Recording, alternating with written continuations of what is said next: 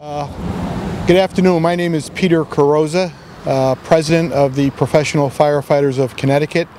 Our organization represents 60 affiliated locals throughout the state of Connecticut, and we're here in Willimantic, Connecticut this afternoon to proudly endorse our Congressman Joe Courtney for re-election.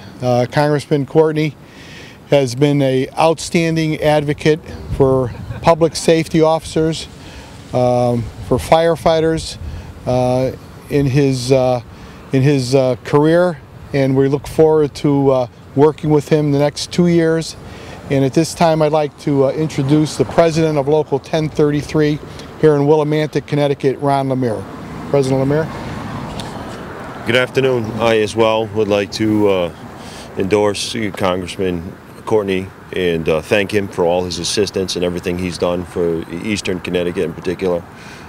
He's helped with assistance for Firefighters Grants and the Safer Act in particular, and also in securing monies for our local emergency center.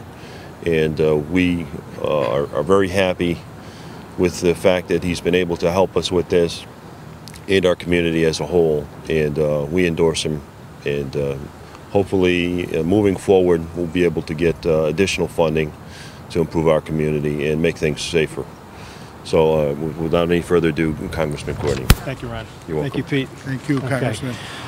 It's an honor to be standing here today with two advocates for public safety in Connecticut and also advocates for a strong middle class, because the Firefighters Union accomplishes two goals. Number one, it makes sure that we have a strong voice both in Hartford and Washington so that the priorities of safer grants, fire assistance grants gets heard, and also it advocates for a decent standard of living by having collective bargaining rights for the people who risk their lives for our public safety, to be sure that they and their families will be protected in terms of their benefits and their health care. And it has been terrific to work with your organization over the last 2 years. As Ron said, this is a district which is heavily dependent on safer grants and AFG grants. It's 65 towns, basically small towns that don't have large property tax bases, and investing in expensive capital for Homeland Security mandates and also just to upgrade the existing infrastructure for fire safety is a real challenge for a lot of the towns and communities.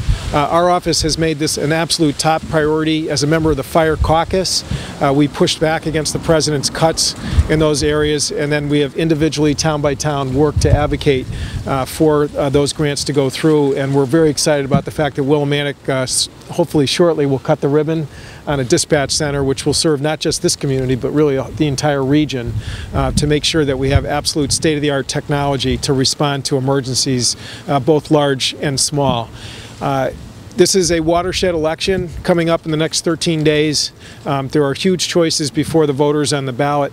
The firefighters get it that we've got to make sure that we don't go down the wrong path in terms of health care for employment-based benefits, which a major candidate is proposing to tax those benefits. And we've obviously got to make sure that we have the resources to invest in domestic needs such as Homeland Security and for public safety. And that's what I pledge to the voters of this district, and also to the support that I am honored to receive here today from an outstanding collection of men and women who get up every morning to protect the people of this state. And I am so grateful for your support, and promise you we're going to continue to work together for a successful agenda for Eastern Connecticut. Thank you very much. Thank you. All right. All right. That's a lot.